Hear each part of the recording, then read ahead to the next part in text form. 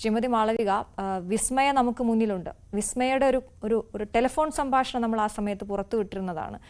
വിസ്മയെ ഭർത്താവ് ക്രൂരമായി ഉപദ്രവിക്കുമ്പോൾ, അച്ഛാ എന്നെ എങ്ങനെയെങ്കിലും ഒന്ന് ഇവിടുന്ന് കൊണ്ടുപോ, ഇല്ലെങ്കിൽ ഞാൻ ഇനി ഉണ്ടാകില്ല എന്ന് പറയുമ്പോൾ എങ്ങനെയെങ്കിലും പിടിച്ചു നിൽക്കും മോളെ എന്ന് പറയുന്ന അച്ഛൻ. ആ അച്ഛനെ അങ്ങനെ പറയിക്കുന്നത് ആരാണ്? നേരത്തെ പറഞ്ഞതുപോലെ സമൂഹം എന്ന് നമ്മൾ പറയുന്ന ഈ സമൂഹം എന്ന് പറയുന്നത് ഓരോ കുടുംബങ്ങൾ ചേർന്നതാണല്ലോ. കുടുംബത്തിൽ നിന്ന് തന്നെയല്ലേ തുടങ്ങേണ്ടത്? സാമൂഹിക വ്യവസ്ഥ തന്നെയാണ്. പക്ഷെ ആ മനുഷ്യർ ചേർന്നാണല്ലോ സമൂഹം ഉണ്ടാകുന്നത്. അതുകൊണ്ട് മനുഷ്യർക്ക് തന്നെ ആ ഒരു ഗേർഡ ലേണർ എന്ന് പറയുന്ന ഫെമിനിസ്റ്റ് ഹിസ്റ്റോറിയൻ വളരെ കൃത്യമായിട്ട് പറയുന്നുണ്ട്. ഈ പുരുഷാധിപത്യം എന്നുള്ളത് മനുഷ്യർ തീരുമാനിച്ചുണ്ടാക്കിയ സിസ്റ്റമാണ്. അത് നാച്ചുറലി ഉണ്ടായി വന്ന സിസ്റ്റം ഒന്നല്ല. അതുകൊണ്ട് മനുഷ്യർ വിചാരിച്ചത് ചേഞ്ച് ചെയ്യാൻ പറ്റും. ഇതിങ്ങനെ അത് അഞ്ചഞ്ചലമായിട്ട് എന്നേക്കുമായിട്ട് നിലനിൽക്കുന്ന സിസ്റ്റം ഒന്നുമല്ല. അത് മനുഷ്യർ വിചാരിക്കണം. സ്വന്തം പെൺകുഞ്ഞുങ്ങളോട് പാരന്റ്സിന് സ്നേഹമുണ്ടെങ്കിൽ അത് നമ്മൾ എല്ലാത്തിനും തിരിച്ച് ഈ എന്താണ് എൽഡേഴ്സിനെ റെസ്പെക്ട് ചെയ്യണം, എൽഡേഴ്സിനെ സ്നേഹിക്കണം എന്നൊക്കെ പറയുമ്പോഴും അതിന്റെ കൂടെ നമ്മൾ ചേർത്ത് പറയേണ്ട ഒരു കാര്യമാണ് സ്വന്തം പെൺകുഞ്ഞുങ്ങളോട് കുടുംബങ്ങൾക്ക് സ്നേഹമുണ്ടെങ്കിൽ, അച്ഛനമ്മമാർക്ക് സ്നേഹമുണ്ടെങ്കിൽ ആ സ്നേഹം വിൽപത്രം എഴുതുമ്പോഴും കാണിക്കണം, സ്വത്ത് ഷെയർ ചെയ്യുമ്പോഴും കാണിക്കണം. ആ സ്നേഹം ആ കുട്ടിയെ പഠിപ്പിച്ച് ആ കുട്ടിക്ക് ഒരു ജോലി കിട്ടുന്നത് വരെ അവളെ കല്യാണം കഴിപ്പിച്ച് വിടാതെ ഇരിക്കുന്നതിലും അത് കാണിക്കണം. അല്ലാതെ പ്രഷറൈസ് ചെയ്ത് വളരെ യങ് ഏജിൽ കുഞ്ഞുങ്ങളെ കല്യാണം കഴിപ്പിച്ച് വിട്ട് അവരുടെ തുടർ പഠനത്തിനുള്ള എല്ലാ സാധ്യതകളും ഇല്ലാതാക്കി, അവരുടെ ജോലികൾക്ക് ഇല്ലാതാക്കി ആ സോഷ്യൽ പ്രഷറിനെ ബെൻഡ് ഡൗൺ ചെയ്യുന്നത് സ്നേഹരാഹിത്യമാണ്.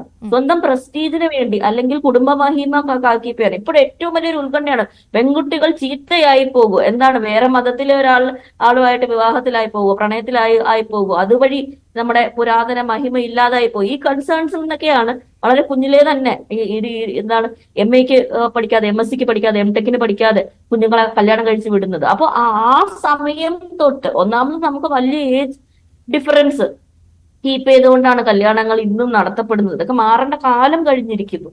പക്ഷെ അൺഫോർച്ചുനേറ്റ്ലി അത് നിലനിൽക്കുമ്പോൾ ഇതൊക്കെ ഞാൻ റീഡ് ചെയ്യുന്നത് ഈ സ്നേഹരാഹിത്യമായിട്ട് തന്നെയാണ്. നിങ്ങൾക്ക് നിങ്ങളുടെ ആൺകുഞ്ഞിനെയും പെൺകുഞ്ഞിനെയും ഒരുപോലെ സ്നേഹിക്കാൻ പറ്റാത്തത് കൊണ്ടാണ്, അല്ലെങ്കിൽ സ്നേഹമില്ലാഞ്ഞിട്ട് തന്നെയാണ് രണ്ട് പാത്രത്തിൽ രണ്ടുപോലെ വിളമ്പുന്നതെന്നാണ്. കാരണം എനിക്കിത് ഇവിടെ സുഷ്മ എന്ന് പറഞ്ഞ ആ പ്രേക്ഷകർ വിളിച്ചപ്പോ എനിക്ക് എന്റെ എക്സ്പീരിയൻസ് ആണ് ഓർമ്മ വരുന്നത്. എന്റെ അമ്മ ഇതിന്റെ വലിയൊരു വിക്റ്റിമാണ്. അത് വർഷങ്ങൾക്ക് മുമ്പേ ആണ് നടന്നതെന്നെങ്കിലും വിചാരിക്കാം. ഒരു 20 വർഷം മുമ്പ് എന്റെ അച്ഛനും അമ്മയും സെപ്പറേറ്റ് ആകുന്ന സമയത്ത് എന്നോട് വളരെ വാത്സല്യമുള്ള ഒരു ഗ്രാൻഡ് മദറാണ്. പക്ഷെ ആ ഗ്രാൻഡ് മദർ പോലും, അതായത് ജോലി ഉണ്ടായിരുന്ന ആ കാലഘട്ടത്തിൽ ജോലി ഉണ്ടായിരുന്ന എന്റെ അമ്മയ്ക്കും ജോലി ഉണ്ടായിരുന്നു. ജോലി ഉണ്ടായിരുന്ന എന്റെ ഗ്രാൻഡ് മദർ എന്റെ അമ്മയോട് നിരന്തരമായിട്ട് പറയാണ്, അയ്യോ നിന്റെ അനിയത്തിയുടെ കല്യാണം കഴിഞ്ഞിട്ടില്ല, അതുവരെ വെയിറ്റ് ചെയ്യുക. അപ്പം അനിയത്തിയുടെ കല്യാണം കഴിക്കാൻ വെയിറ്റ് ചെയ്തു. പിന്നെ പറയുകയാണ് നിന്റെ അനിയന്റെ കല്യാണം കഴിഞ്ഞിട്ടില്ല, അതുവരെ വെയിറ്റ് ചെയ്യുക. അങ്ങനെ വർഷങ്ങൾ ഡൊമസ്റ്റിക് അബ്യൂസ് നിലനിന്നിരുന്ന ഒരു വീട്ടിൽ എന്റെ അമ്മയ്ക്ക് ജീവിക്കേണ്ടി വരുന്നു. ആ ഡൊമസ്റ്റിക് അബ്യൂസ് കണ്ട് അതിന്റെ ട്രോമ അനുഭവിച്ച് വളർന്ന 2 മക്കളാണ് ഞാനും എന്റെ അനിയത്തിയും. അപ്പൊ ആ സ്ത്രീയെ മാത്രമല്ല കുട്ടികളെയും കൂടെ ട്രോമറ്റൈസ് ചെയ്യുകയാണ്. ഇതിങ്ങനെ ജനറേഷൻ ബൈ ജനറേഷൻ നടക്കും. അപ്പോഴും അമ്മ പറയുന്നതാണ്, അയ്യോ ആൾക്കാരെന്ത് പറയും. ഈ ആൾക്കാരെന്ത് പറയും എന്നുള്ള ലോജിക്ക് മാറ്റി വെച്ചിട്ട് നിങ്ങളുടെ കുഞ്ഞുങ്ങൾ നിങ്ങളെ കുറിച്ച് നാളെ എന്ത് പറയുമെന്ന് ആലോചിക്കുക. നിങ്ങളുടെ കുഞ്ഞുങ്ങളുടെ ഭാവി നിങ്ങൾ സുരക്ഷിതമാക്കുക. എനിക്ക് അന്ന് വിസ്മയുടെ കാര്യത്തിൽ എനിക്ക് അന്നേ സ്ട്രൈക്ക് ചെയ്യുന്ന ഒരു കാര്യമാണ്, ഈ വിസ്മയുടെ അച്ഛൻ പറഞ്ഞ ഒരു ഡയലോഗ് ഉണ്ട്, എന്റെ മോനെ അടിച്ചതിൽ പിന്നെ ഞാൻ അവനെ കണ്ടിട്ടില്ലെന്ന്, ഈ ഭർത്താവിനെ കണ്ടിട്ടില്ലെന്ന്.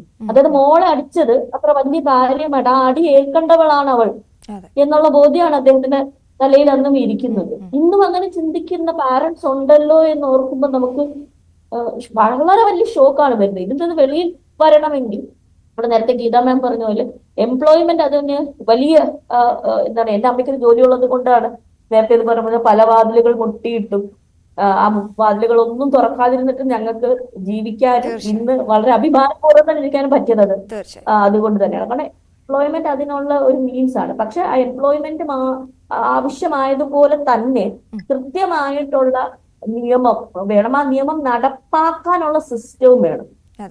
നമ്മൾ ഈ ചർച്ച അവസാനിപ്പിക്കുന്നതിന് മുമ്പ് ഗീത